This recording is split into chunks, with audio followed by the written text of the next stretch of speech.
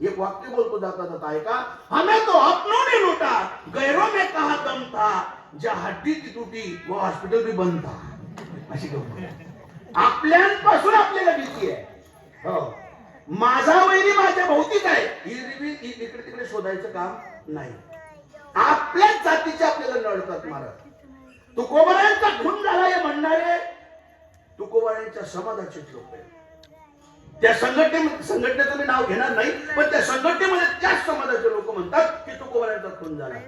वाईट वाटतं महाराज.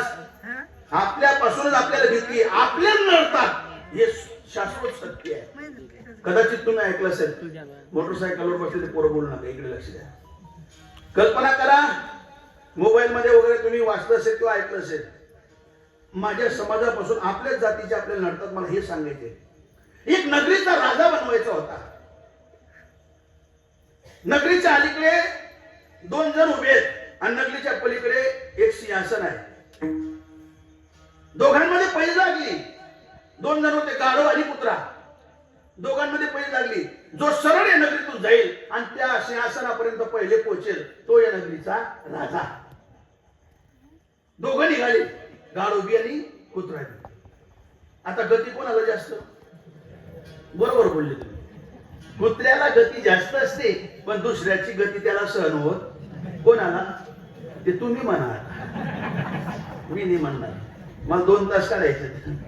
कुत्र्याला गती जास्त असते, दुसऱ्याची गती त्याला सहन होत नाही. कुत्राही निघालं, गाढवही निघालं. गाढव जसं निघालं तसं स्ट्रेट गेलं आणि जाऊन सिंहासनावर बसलं.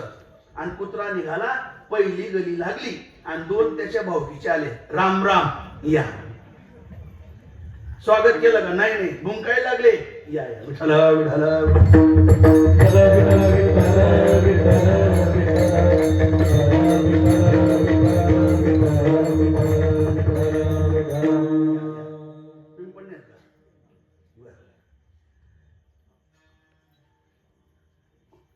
आबांची चिरंजीव ना. हा, पंकज आबांची चिरंजीव. बरोबर. विठ्ठल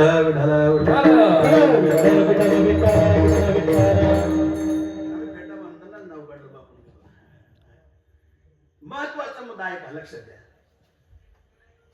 गाढव निघालं, स्टेट गेलं, सिंहासनावर बसलं. कुत्रा निघाला, पहिली गली लागली. त्याच्या भावकीचे 2 आले, राम राम राम राम. राम राम घेतलं का? जय हरी जय हरी. हा, लागलेच बिल गायला, बोचकायला लागले महाराज. त्या कुत्र्याला रक्तबंबाळ केला हो त्यांनी. त्या दोघांना तोंड देत मागे टाकलं. दुसरी गली आले, दुसरे 2 आले, त्यांना मागे टाकलं. तिसरी गली आले, तिसरे 2 आले, त्यांना मागे टाकलं. प्रत्येकाला मागे टाकत टाकत प्रत्येकाला तोंड देत तो कुत्रा सिंहासनापर्यंत पोहोचला, पण रक्तबंबाळ झाला. आणि सिंहासनाकडे पाहिलं, सिंहासनावर गाढवाला बसलेलं पाहिलं, थंडागार आईस्क्रीम झाला. सिंहासनाच्या बाजूला बसला, गाढवाकडे पाहतोय. गाढव म्हणतोय, म्हणजे का रे दादा, मला असं वाटलं होतं आणि तूच पहिली येशील आणि या सिंहासनावर बसशील आणि या नगरीचा राजा होशील. कुत्राने सुंदर उत्तर दिलं,